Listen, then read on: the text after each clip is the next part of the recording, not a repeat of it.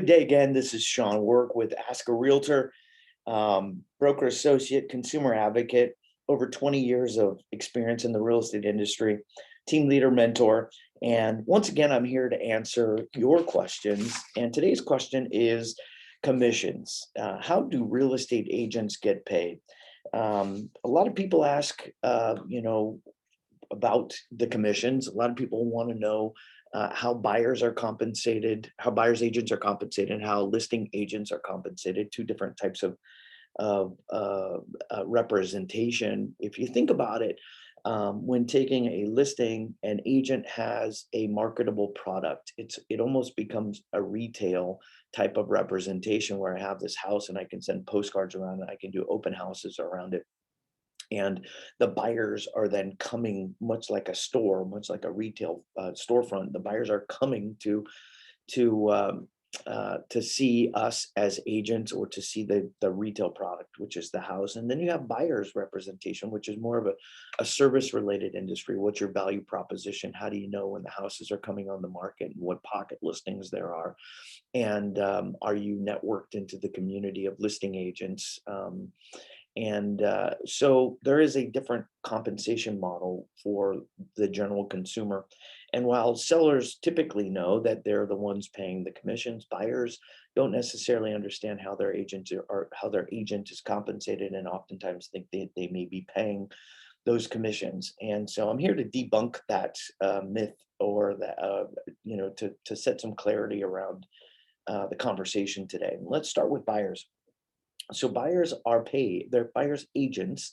The agents who are representing a buyer are paid at closing from from the commissions that come from the seller. So basically, the way that works is the seller pays the listing agent the full commission, and those agents cooperate with the buyer's agent to ensure that they're compensated at closing. Typical compensation is about 2.5% to a buyer's agent in this current market.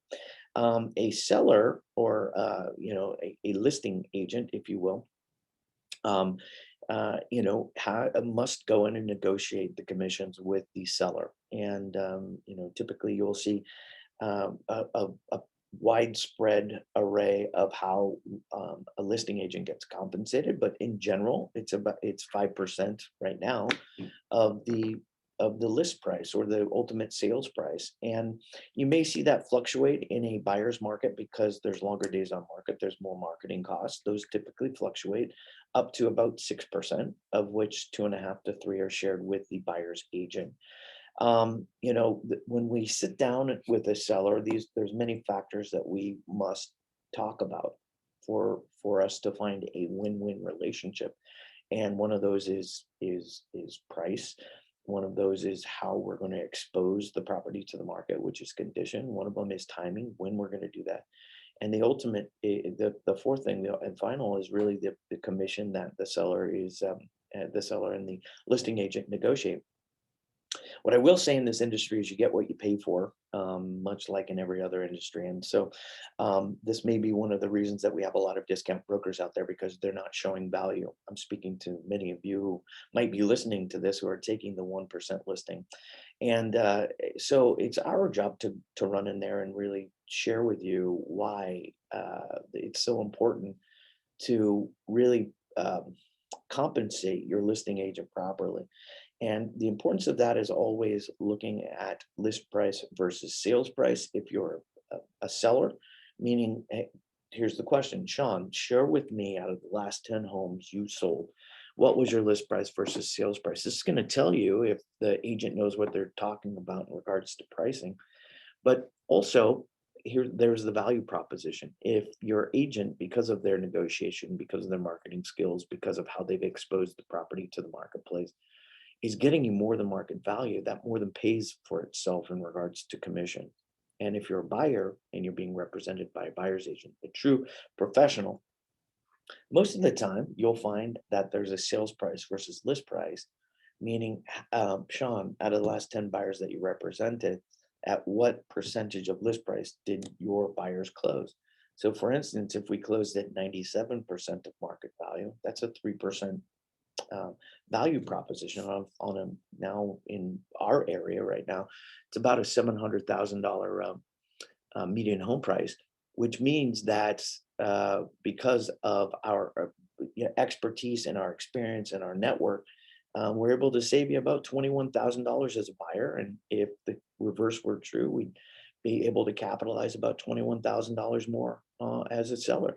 The problem is if your agent is willing to take a discount up front on um, their own commissions and what they're taking home to their business and their family, how much do you think they're going to fight with you? How much experience and objection handling skills do you believe that they have when um, an agent calls them and is working them on price? And so, my suggestion is you really do a thorough job of vetting your agent and understanding what their numbers look like. It's not just a gut feeling and a charisma of who you like. Trust me, a lot of that has to do with it. But oftentimes you need to dive deeper into the numbers and understand what that agent's experience looks like, how many houses that they've sold, what their list price versus sales price looks like, what their marketing plan looks like, how much money they plan to spend on marketing.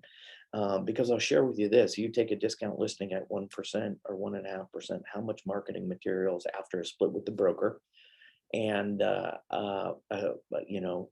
taxes and paying the staff, do you feel is really going out there to expose your house? So these are just some thoughts that I have today in regards to, hey, Sean, how are commissions paid? I'd love to hear your thoughts. Please comment below and let me know if you have any other questions. Look forward to hearing from you soon. Take care.